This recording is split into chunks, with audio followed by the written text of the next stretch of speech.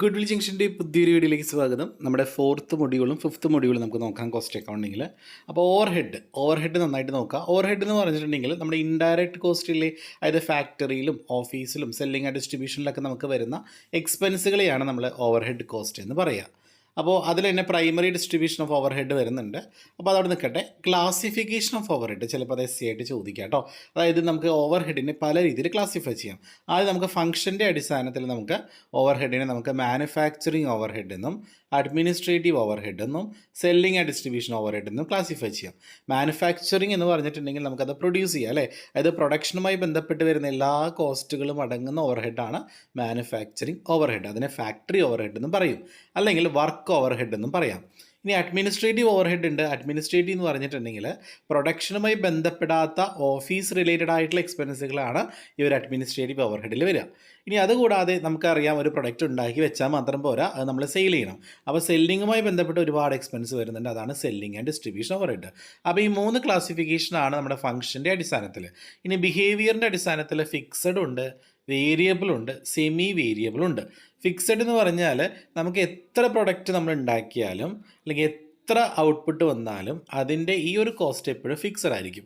Variable അങ്ങനെയല്ല, നമ്മൾ produce ചെയ്യുന്നതിനനുസരിച്ച് നമുക്ക് കോസ്റ്റിന് വരുന്ന മാറ്റമാണ് വേരിയബിൾ. ഫോർ എക്സാമ്പിൾ, ഇപ്പോൾ മെഷീനറിയുടെ കോസ്റ്റ് ഫിക്സഡും മെറ്റീരിയലിൻ്റെ കോസ്റ്റ് വേരിയബിളുമാണ്. സെമി വേരിയബിൾ എന്ന് പറഞ്ഞിട്ടുണ്ടെങ്കിൽ അത് ഫിക്സഡും ഉണ്ടാവും, variable. It's a mixer of fixed and variable. ചിലപ്പോൾ 2 മാർക്കിന് ചോദിക്കാം കേട്ടോ.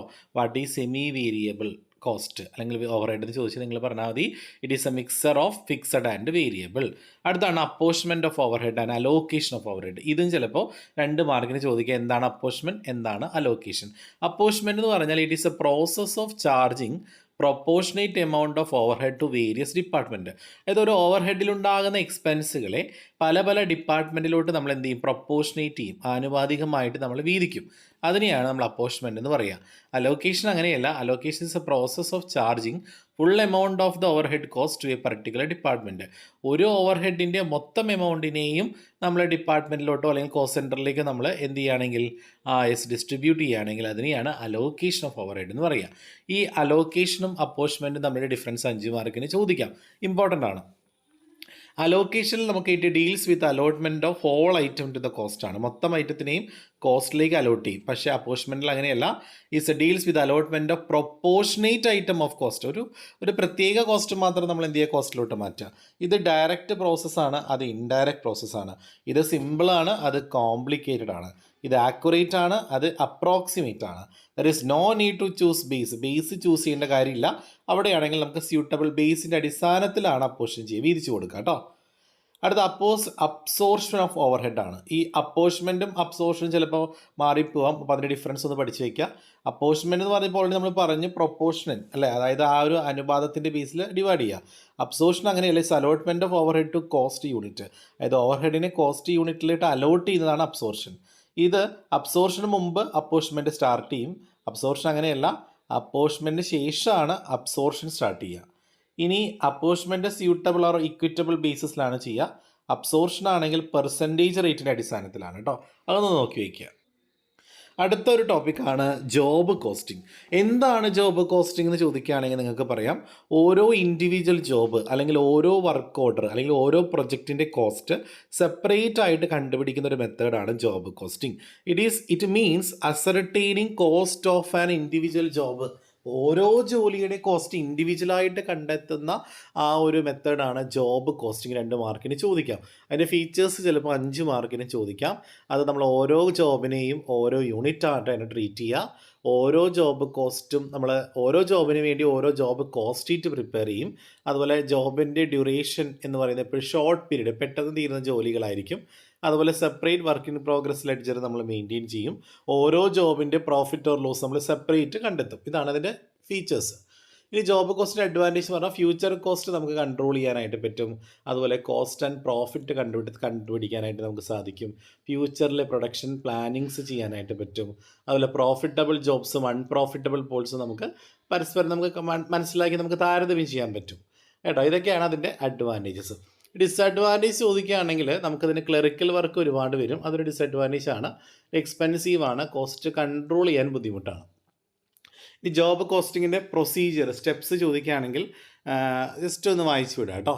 പിന്നെ ജോബ് ഇവാലുവേഷൻ, ജോബ് സ്പെസിഫിക്കേഷൻ പഠിക്കുക. ജോബ് ഇവാലുവേഷൻ എന്ന് പറഞ്ഞാൽ ഒരു കമ്പനിയിലെ ജോബ് നമ്മൾ എന്ത് ചെയ്യുക, ഇവാലുവേറ്റ് ചെയ്യുക, വിലയിരുത്തുന്ന ഒരു അസസ്മെൻറ്റിനെയാണ് ജോബ് ഇവാലുവേഷൻ എന്ന് പറയുക. ജോബ് സ്പെസിഫിക്കേഷൻ അങ്ങനെയല്ല. ജോബ് സ്പെസിഫിക്കേഷൻ എന്ന് പറഞ്ഞാൽ ക്വാളിറ്റീസിൻ്റെ ബേസിൽ നമുക്ക് ഓരോരുത്തർക്കും ആ ഒരു പർട്ടിക്കുലർ ജോബ് പെർഫോം ചെയ്യാൻ സാധിക്കും അല്ലേ. അപ്പോൾ ആ ഒരു സ്റ്റേറ്റ്മെൻ്റ് ആണ് ജോബ് സ്പെസിഫിക്കേഷൻ. ഇനി കോൺട്രാക്ട് കോസ്റ്റിംഗ് എന്ന് പറഞ്ഞ മറ്റൊരു ചാപ്റ്റർ ഉണ്ട്. കോൺട്രാക്ട് കോസ്റ്റിംഗ് എന്ന് പറഞ്ഞാൽ നമുക്ക് കോസ്റ്റിങ്ങിൽ വരുന്നൊരു ടെക്നിക്കാണ് കോൺട്രാക്ട് കോസ്റ്റിംഗ്. ഓരോ കോൺട്രാക്റ്റ് കൊടുക്കില്ല, ബ്രിഡ്ജ് പണിയാനോ ഡാം പണിയാനോ ഒക്കെ നമ്മൾ കോൺട്രാക്റ്റ് കൊടുക്കുമ്പോൾ അതിൻ്റെ ഓരോ സ്റ്റേജിലും വരുന്ന കോസ്റ്റ് കണ്ടെത്താൻ വേണ്ടി യൂസ് ചെയ്യുന്ന ഒരു ടെക്നിക്കാണ് കോൺട്രാക്ട് കോസ്റ്റിംഗ്. അതിൻ്റെ ഫീച്ചേഴ്സ് അത് ലാർജ് സൈസ് ആയിരിക്കും. കോസ്റ്റ് ഓരോ കോൺട്രാക്റ്റിനും ഓരോ കോസ്റ്റ് യൂണിറ്റ് ആയിട്ട് ട്രീറ്റ് ചെയ്യാം. അതുപോലെ ഓരോ കോൺട്രാക്റ്റിനും ഓരോ സെപ്പറേറ്റ് അക്കൗണ്ടുകൾ മെയിൻറ്റെയിൻ ചെയ്യും നമ്മൾ. അതുപോലെ തന്നെ കോമൺ ഇൻഡയറക്റ്റ് എക്സ്പെൻസുകളെല്ലാം ഡിഫറെൻറ്റ് കോൺട്രാക്റ്റിൽ നമ്മൾ ഡിവൈഡ് ചെയ്യുക, അപ്പോർഷൻ ചെയ്യുന്നതാണ് പറയുന്നത്. അതിൽ കുറച്ച് വേർഡുകൾ വരുന്നുണ്ട്. ഇതെല്ലാം എക്സാമിന് ഇമ്പോർട്ടൻ്റ് ആണ്. ഈ കോൺട്രാക്ട് കോസ്റ്റിങ്ങിലെ ഈ പറയുന്നത് ഇനി ഞാൻ പറയാൻ പോകുന്ന പോയിൻ്റൊക്കെ ഒന്ന് നോട്ട് ചെയ്ത് വെച്ചു. Work in progress, WIP.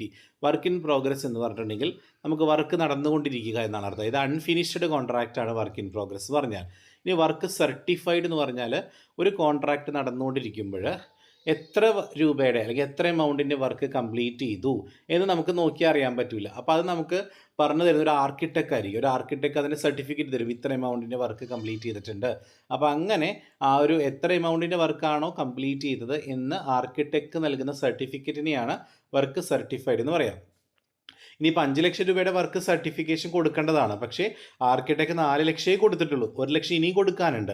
അതിനെയാണ് വർക്ക് അൺസർട്ടിഫൈഡ് എന്ന് പറയുക. സർട്ടിഫൈ ചെയ്യാത്തത്, ആർക്കിടെക്ട് സർട്ടിഫൈ ചെയ്യാത്ത, കോൺട്രാക്ടറിന് സർട്ടിഫൈ ചെയ്യാത്ത ആ ഒരു മീനിങ്, ആ ഒരു ബാലൻസിനെയാണ് വർക്ക് അൺസർട്ടിഫൈഡ് എന്ന് പറയുക. റിട്ടൻഷൻ മണി എന്ന് പറഞ്ഞാൽ ഒരിക്കലും കോൺട്രാക്ടറിന് ഫുൾ എമൗണ്ട് കൊടുക്കില്ല, കുറേശ്ശെ കൊടുക്കുള്ളൂ. കുറച്ച് പൈസ കയ്യിൽ റീറ്റെയിൻ ചെയ്തിട്ടേ കൊടുക്കുള്ളൂ. അങ്ങനെ കയ്യിൽ റീറ്റെയിൻ ചെയ്തിട്ടുള്ള എമൗണ്ടിനെയാണ് റിട്ടൻഷൻ മണി എന്ന് പറയുക. ഇനി ജോബ് കോസ്റ്റിങ്ങും കോൺട്രാക്ട് കോസ്റ്റിനും ഡിഫറൻസിൽ 5 മാർക്കിന് ചോദിക്കാം. ജോബ് കോസ്റ്റിങ്ങിൽ ഓരോ ജോബിനെയും നമ്മൾ ഓരോ കോസ്റ്റ് യൂണിറ്റ് ആയിട്ട് ട്രീറ്റ് ചെയ്യുക. കോൺട്രാക്റ്റിലാണെങ്കിൽ ഓരോ കോൺട്രാക്റ്റും ഓരോ കോസ്റ്റ് യൂണിറ്റ് ആണ്. ഇനി ജോബ് കോസ്റ്റിങ്ങിൽ ഫാക്ടറി പ്രമിസസിൽ തന്നെയാണ് അത് എക്സിക്യൂട്ട് ചെയ്യുക, നടപ്പിലാക്കുക. കോൺട്രാക്റ്റ് അങ്ങനെ സൈറ്റിലാണ് നടക്കുക അല്ലേ. ഇനി ജോബ് കോസ്റ്റിങ്ങിൽ ഇൻഡയറക്റ്റ് കോസ്റ്റ് കൂടുതലായിരിക്കും, അതൊന്ന് ഓർത്ത് വയ്ക്കുക. മറ്റൊന്നാണെങ്കിൽ ഇൻഡയറക്റ്റ് കോസ്റ്റ് താരതമ്യേന കുറവായിരിക്കും ജോബ് കോസ്റ്റിങ്ങിനെ വെച്ച് നോക്കുമ്പോൾ. ഇനി ജോബ് കോസ്റ്റിന് കുറച്ച് സമയം മതി നമുക്ക് കംപ്ലീറ്റ് ചെയ്യാൻ. കോൺട്രാക്റ്റ് അങ്ങനെയല്ല, കൂടുതൽ സമയം നമുക്ക് വേണം. അപ്പോൾ ഇൻഡിവിജ്വൽ കണ്ടീഷൻസ് ഇതെല്ലാം നമ്മളത് ഇൻഫ്ലുവൻസ് ചെയ്യും. അവിടെ അങ്ങനെയൊന്നുമില്ല, സ്പെസിഫിക് ക്ലോസുകൾ മാത്രമേ ഉണ്ടാവുള്ളൂ. അടുത്ത ടോപ്പിക്കാണ്, അടുത്തൊരു ചാപ്റ്റർ ആയിട്ട് കിടക്കുന്നതാണ് പ്രോസസ് കോസ്റ്റിംഗ്. പ്രോസസ് കോസ്റ്റിംഗ് എന്ന് പറഞ്ഞാൽ ഒരു പ്രൊഡക്റ്റ് പല പ്രോസസ്സിലൂടെ കടന്നു പോയാൽ മാത്രമേ ഫിനിഷ്ഡ് പ്രൊഡക്റ്റ് ആവുള്ളൂ. അങ്ങനെ ഓരോ പ്രോസസ്സിലും വരുന്ന കോസ്റ്റ് കണ്ടെത്താൻ വേണ്ടി യൂസ് ചെയ്യുന്നൊരു ടെക്നിക്കാണ് പ്രോസസ് കോസ്റ്റിംഗ്. അതിൻ്റെ ഫീച്ചേഴ്സ്, അത് കണ്ടിന്യൂസ് ആണ്, സ്റ്റാൻഡർഡൈസ്ഡ് ആണ്, ഹോമോജീനിയസ് ആണ്, 2 or more പ്രോസസ്സുകൾ ഉണ്ടായിരിക്കും. ഒരു പ്രോസസ്സും മറ്റൊരു പ്രോസസ്സും തമ്മിൽ നമുക്ക് എന്ത് ചെയ്യാൻ ഡിസ്റ്റിങ്വിഷ് ചെയ്യാനായിട്ട് പറ്റില്ല, താരതമ്യം ചെയ്യാനായിട്ട് പറ്റില്ല. അപ്പോൾ അതൊക്കെ നമുക്ക് അതിൻ്റെ ഫീച്ചേഴ്സ് ആയിട്ട് പറയാം. അതിന് അഡ്വാൻറ്റേജ് എന്ന് പറഞ്ഞാൽ ഈസിയാണ്, സിമ്പിളാണ്, എക്സ്പെൻസീവ് അല്ല, ലെസ് എക്സ്പെൻസീവ് ആണ്. അതുപോലെ ഓരോ പ്രോസസ്സിൻ്റെയും കോസ്റ്റ് കണ്ടെത്താൻ നമ്മളെ സഹായിക്കും. ഡിസഡ്വാൻറ്റേജ് എന്ന് പറഞ്ഞാൽ ഹിസ്റ്റോറിക്കൽ, കഴിഞ്ഞ കാര്യങ്ങളിലെ റെക്കോർഡ് ചെയ്യുക, അപ്പോൾ അതൊരു ഡിസഡ്വാൻറ്റേജ് ആണ്. ലോസുകളും വേസ്റ്റേജും സ്ക്രാപ്പൊക്കെ കണ്ടുപിടിക്കാൻ നമുക്ക് ബുദ്ധിമുട്ടായിരിക്കും. വർക്ക് ഇൻ പ്രോഗ്രസിൻ്റെ വാല്യൂ കണ്ടെത്താൻ ബുദ്ധിമുട്ടായിരിക്കും. ഇത് ആക്യുറേറ്റ് അല്ല എന്നാണ് ഡിസഡ്വാൻറ്റേജിൽ പറയുന്നത് കേട്ടോ. അപ്പോൾ അതൊന്ന് ഓർത്ത് വയ്ക്കുക. ഇനി പ്രോസസ് കോസ്റ്റിംഗ് ജോബ് കോസ്റ്റിംഗ് തമ്മിൽ ഡിഫറൻസ് ആണ്. പ്രോസസ് കോസ്റ്റിംഗ് എന്ന് പറഞ്ഞാൽ പ്രൊഡക്ഷൻ അവിടെ കണ്ടിന്യൂ ചെയ്തു പോകും പ്രോസസ്സിൽ. ജോബ് അങ്ങനെയല്ല. ജോബ് എന്ന് പറഞ്ഞാൽ പ്രൊഡക്ഷൻ അക്കോർഡിംഗ് ടു കസ്റ്റമറിൻ്റെ ഓർഡർ അനുസരിച്ച് മാത്രമേ ജോലി ചെയ്യുള്ളൂ. ഇനി പ്രൊഡക്ഷൻ സ്റ്റോക്കിന് വേണ്ടിയിട്ടാണ് പ്രൊഡക്ഷൻ ചെയ്യുന്നത്. ജോബ് അങ്ങനെയല്ല, ഇറ്റ്സ് നോട്ട് ഫോർ സ്റ്റോക്ക്. ഇനി പ്രോസസ്സിൽ വർക്ക് ഇൻ പ്രോഗ്രസ് എപ്പോഴും ഉണ്ടാവും, പക്ഷേ ജോബ് കോസ്റ്റിങ്ങിൽ ഉണ്ടാവില്ല. ഇനി എല്ലാ യൂണിറ്റും പ്രൊഡ്യൂസ് ചെയ്യുന്നത് ഒരേപോലെ ആയിരിക്കും പ്രോസസ്സിൽ. ജോബിൽ അങ്ങനെയല്ല, ഓരോ ജോബും ഡിഫറെൻ്റ് ആണ്. ഇനി പ്രോസസ്സിൽ റെഗുലർ ട്രാൻസ്ഫർ ഓഫ് കോസ്റ്റ് ഉണ്ടായിരിക്കും, അവിടെ there is no such transfer. ഇനി നമ്മുടെ പ്രോസസ്സിൽ each job is separate and independent of others. ഓരോ ജോലിയും സെപ്പറേറ്റ് ആണ്, ഇൻഡിപെൻഡൻ്റ് ആണ്. അവിടെയാണെങ്കിൽ product loss their individual entities as they are manufacture in a continuous flow. ഇനി പ്രോസസ്സിൽ വരുന്ന കുറച്ച് 2 മാർക്കിൻ്റെ ക്വസ്റ്റ്യൻസ് ഉണ്ട്. Normal loss, abnormal gain. ഈ 3 പഠിച്ചു വയ്ക്കുക. ഇതിന് എന്തായാലും ഒരു ക്വസ്റ്റ്യൻ വരും. നോർമൽ ലോസ് എന്ന് പറഞ്ഞാൽ ഇറ്റ്സ് അൺഅവോയ്ഡബിൾ ആണ്. അൺഅവോയ്ഡബിൾ എന്ന് പറഞ്ഞാൽ എന്താ, അവോയ്ഡ് ചെയ്യാൻ പറ്റാത്ത. ഇത് ചില സാധനങ്ങൾക്ക് അത് ഉറപ്പായിട്ട് നമുക്ക് നഷ്ടം സംഭവിക്കും. ഫോർ എക്സാമ്പിൾ ഇപ്പോൾ കൊണ്ടുപോവാണെങ്കിൽ നമ്മളിപ്പോൾ ഒരു വണ്ടിക്കകത്ത് കുറച്ച് വെള്ളം കൊണ്ടുപോവാണ്. എക്സാമ്പിൾ, വെള്ളം കൊണ്ടുപോവാണ്. ആ വെള്ളം നമ്മളൊരു സ്ഥലത്ത് മറ്റൊരു സ്ഥലത്തേക്ക് പോകുമ്പോൾ, നിറച്ച് കൊണ്ടുപോകുമ്പോൾ എന്തായാലും വെള്ളം പുറത്തോട്ട് പോകും അല്ലേ, അത് ഉറപ്പാണ്. That is normal loss. അത് ഉറപ്പായിട്ട് സംഭവിക്കും. നമ്മൾ എത്ര കെയർഫുള്ളായിട്ട് പോയാലും അത് പോകാതിരിക്കാൻ നോക്കിയാൽ അത് ഉറപ്പായിട്ടും പോവും. അത് അൺഅവോയ്ഡബിൾ ആണ്. അതാണ് നോർമൽ ലോസ്. അബ്നോർമൽ ലോസ് അങ്ങനെയല്ല, അത് അൺഎക്സ്പെക്റ്റഡാണ്. വേണമെങ്കിൽ നമുക്ക് നോക്കിയാൽ വേണമെങ്കിൽ നമുക്ക് എന്ത് ചെയ്യാം, അത് പ്രിവെൻറ്റ് ചെയ്യാം, തടയാം. അങ്ങനെയുള്ളതാണ് അബ്നോർമൽ പ്രോസസ് ലോസ് കേട്ടോ. ഇനി അബ്നോർമൽ ഗെയിൻ എന്ന് പറഞ്ഞാൽ നോർമൽ ലോസിനേക്കാൾ കൂടുതൽ നമുക്ക് എന്ത് വന്നു, ഔട്ട്പുട്ട് വന്നു. നമ്മൾ നോർമലി പ്രതീക്ഷിച്ചു ഇത്ര നഷ്ടം വരുമെന്ന്, പക്ഷെ നഷ്ടം വന്നില്ല. അപ്പോൾ പ്രതീക്ഷിക്കാതെ നമുക്ക് എന്തെങ്കിലും ഗെയിൻ കിട്ടിയാൽ ദാറ്റ് ഈസ് അബ്നോർമൽ ഗെയിൻ കേട്ടോ. അടുത്ത ചാപ്റ്ററാണ് ഓപ്പറേറ്റിംഗ് കോസ്റ്റിംഗ്. ഓപ്പറേറ്റിംഗ് കോസ്റ്റിംഗ് എന്ന് പറഞ്ഞാൽ ഒരു സർവീസ് അല്ലെങ്കിൽ ഒരു സർവീസിന് നമ്മൾ റെൻറ്റ് ചെയ്യുമ്പോൾ, അല്ലെങ്കിൽ ഒരു ബസ് അല്ലെങ്കിൽ ഒരു വെഹിക്കിൾ നമുക്ക് ഓടാനായിട്ട് വരുന്ന കോസ്റ്റ് കണ്ടെത്തുന്നതാണ് ഓപ്പറേറ്റിംഗ് കോസ്റ്റിംഗ് കേട്ടോ. ഈ cost sheet is A statement showing various component of total cost of output. ഒരു പ്രൊഡക്റ്റിൻ്റെ പല പല കോസ്റ്റുകൾ, ചിലവുകൾ നമ്മൾ എഴുതി വയ്ക്കുന്ന ഒരു സ്റ്റേറ്റ്മെൻ്റ് ആണ് കോസ്റ്റ് ഷീറ്റ്. കോസ്റ്റ് ഷീറ്റിൻ്റെ അഡ്വാൻറ്റേജ് നമുക്ക് കോസ്റ്റുകൾ കണ്ടെത്താനായിട്ട് സാധിക്കും, പ്രൈസ് ഫിക്സ് ചെയ്യാൻ നമ്മളെ സഹായിക്കും, പ്രൊഡക്ഷൻ പോളിസികൾ നമുക്ക് ഫോർമുലേറ്റ് ചെയ്യാൻ സഹായിക്കും, കോസ്റ്റ് ഓഫ് പ്രൊഡക്ഷൻ കണ്ടുപിടിക്കാൻ നമുക്ക് സാധിക്കും. ഇതൊക്കെയാണ് അതിൻ്റെ അഡ്വാൻറ്റേജസ്.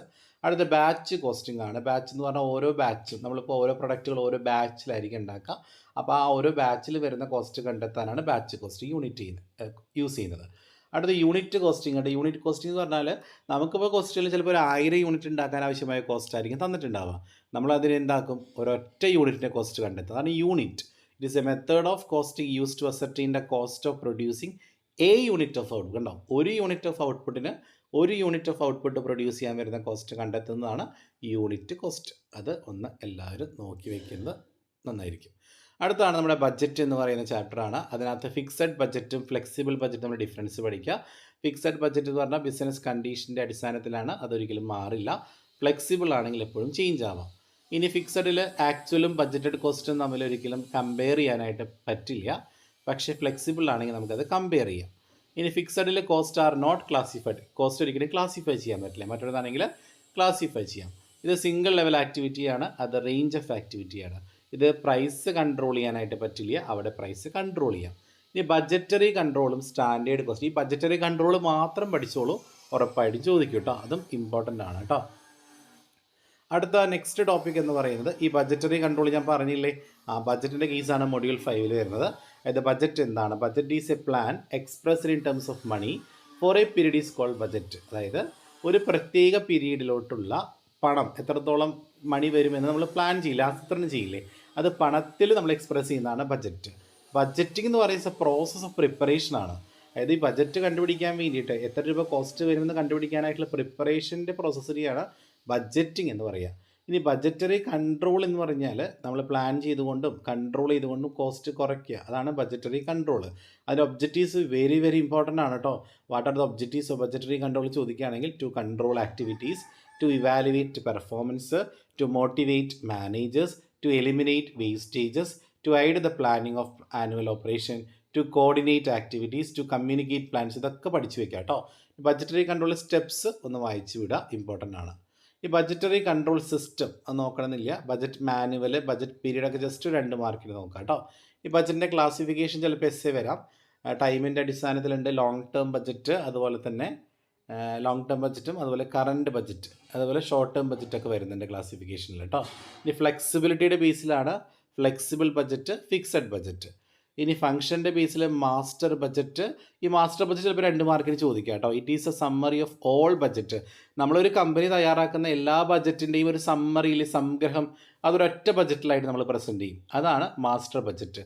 അതിൽ സെയിൽസ് ബഡ്ജറ്റും പ്രൊഡക്ഷൻ ബഡ്ജറ്റും പർച്ചേസ് ബഡ്ജറ്റും ഫിനാൻഷ്യൽ എല്ലാ ബഡ്ജറ്റിൻ്റെയും സമ്മറി ആയിരിക്കും, അതാണ് മാസ്റ്റർ ബഡ്ജറ്റ് കേട്ടോ. ഫങ്ഷണൽ ബഡ്ജറ്റ് എന്ന് പറഞ്ഞിട്ടുണ്ടെങ്കിൽ ഓരോ ഹെഡിൻ്റെ ഫംഗ്ഷൻ്റെ അടിസ്ഥാനത്തിൽ പ്രിപ്പയർ ചെയ്യുന്നതാണ് ഫങ്ഷണൽ ബഡ്ജറ്റ്.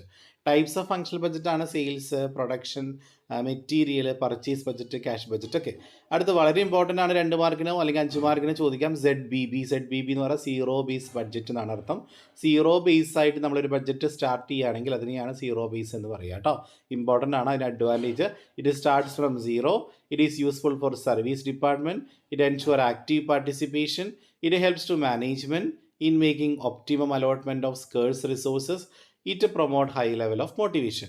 ഇനി ബഡ്ജറ്റും ഫോർകാസ്റ്റും തമ്മിൽ ഡിഫറൻസ്. ബഡ്ജറ്റ് എന്ന് പറഞ്ഞാൽ അത് ഫ്യൂച്ചർ പീരീഡിലേക്ക് നമ്മൾ മാനേജ്മെൻറ്റ് പ്രിപ്പയർ ചെയ്യുന്നതാണ്. ഫോർകാസ്റ്റ് അങ്ങനെയല്ല, കഴിഞ്ഞു പോയ ഡാറ്റയുടെ അടിസ്ഥാനത്തിൽ ഭാവിയെ നമ്മൾ മുൻകൂട്ടി കാണുന്നതാണ് ഫോർകാസ്റ്റ്. ഇത് സ്റ്റാറ്റിക് ആണ്, ഫിക്സഡ് ആണ്, മറ്റേത് ഫ്ലെക്സിബിൾ ആണ്. ഇത് ഷോർട്ട് ടേം ആണ്, അത് ലോങ് ടേം ആണ്. അതൊന്ന് പഠിച്ചു വയ്ക്കുക, ഇമ്പോർട്ടൻ്റ് ആണ് കേട്ടോ. നെക്സ്റ്റ് നിങ്ങൾ നോക്കേണ്ട ഒരു ടോപ്പിക്കാണ് ട്രഡീഷണൽ ബഡ്ജറ്റും ZBBയും തമ്മിലുള്ള ഡിഫറൻസ് കേട്ടോ. അതും സിമ്പിളാണ് പഠിക്കാൻ, അത്ര വലിയ ബുദ്ധിമുട്ടൊന്നുമില്ല. ഒന്ന് പഠിച്ചു വയ്ക്കുന്നത് നന്നായിരിക്കും. പിന്നെ സ്റ്റാൻഡേർഡ് കോസ്റ്റിംഗ് ആണ്, അത് തിയറി മാത്രമായിട്ടുള്ള ഒരു ഏരിയയാണ് standard costing. Standard costing is a technique which uses cost and revenue for the purpose of control through variance analysis. Variance അനാലിസിസിലൂടെ നമ്മൾ റവന്യൂ ഏൺ ചെയ്തുകൊണ്ട് അല്ലെങ്കിൽ കോസ്റ്റ് ഉപയോഗിച്ചുകൊണ്ട് റവന്യൂ മാക്സിമം ഏൺ ചെയ്യാൻ വേണ്ടി യൂസ് ചെയ്യുന്ന ഒരു ടെക്നിക്കാണ് സ്റ്റാൻഡേർഡ് കോസ്റ്റിംഗ്. അപ്പോൾ അതിൻ്റെ ഒബ്ജക്റ്റീവ്സ് പെർഫോമൻസ് മെഷർ ചെയ്യാനായിട്ട് പറ്റും. കോസ്റ്റ് കൺട്രോൾ നിങ്ങൾക്ക് എല്ലാത്തിലും എഴുതാം. അതുപോലെ മിനിമൈസ് വേസ്റ്റേജ്, ഇതും എല്ലാത്തിലും എഴുതാൻ പറ്റുന്നതാണ് കേട്ടോ. ആ 2 പോയിന്റ് ഒന്ന് ഓർത്ത് വയ്ക്കാം. സെല്ലിംഗ് പ്രൈസ് കണ്ടുപിടിക്കാനായിട്ട് ഉപയോഗിക്കാം, അതും എല്ലാത്തിലും എഴുതാൻ പറ്റുന്ന പോയിൻ്റാണ്. പ്രോഫിറ്റ് പ്ലാനിങ്, ഡിസിഷൻ മേക്കിംഗ്, ഇതൊക്കെയാണ് അതിൻ്റെ ഒബ്ജക്റ്റീവ്സ്. അതൊക്കെ തന്നെ അഡ്വാൻറ്റേജസിലും എഴുതിയാൽ മതി. ഒരു ലിമിറ്റേഷൻ, ഇത്രയും കാര്യങ്ങളാണ് നിങ്ങൾ കോസ്റ്റ് അക്കൗണ്ടിങ്ങിൽ നോക്കേണ്ടത്. അപ്പോൾ അടിപൊളിയായിട്ട് തിയറി പഠിച്ച് എക്സാം എഴുതുക. കാരണം 5 മാർക്കിനൊക്കെ 2-3-4 തിയറി എന്തായാലും ഉണ്ടാവും. 10 മാർക്കിന് അതുപോലെ ഒരു തിയറി എന്തായാലും നിങ്ങൾ പ്രതീക്ഷിച്ചു കേട്ടോ.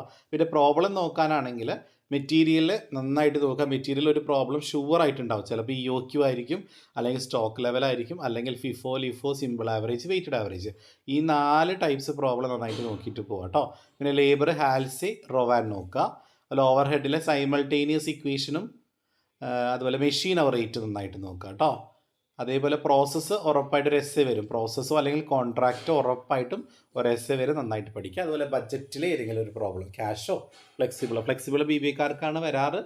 BBAക്കാർ 2 ബഡ്ജറ്റ് നോക്കുക, ക്യാഷും നോക്കുക, ഫ്ലെക്സിബിളും നോക്കുക കേട്ടോ. അപ്പോൾ ഓൾ ദി ബെസ്റ്റ്, നന്നായിട്ട് എക്സാം എഴുതാക്കി. Thank U.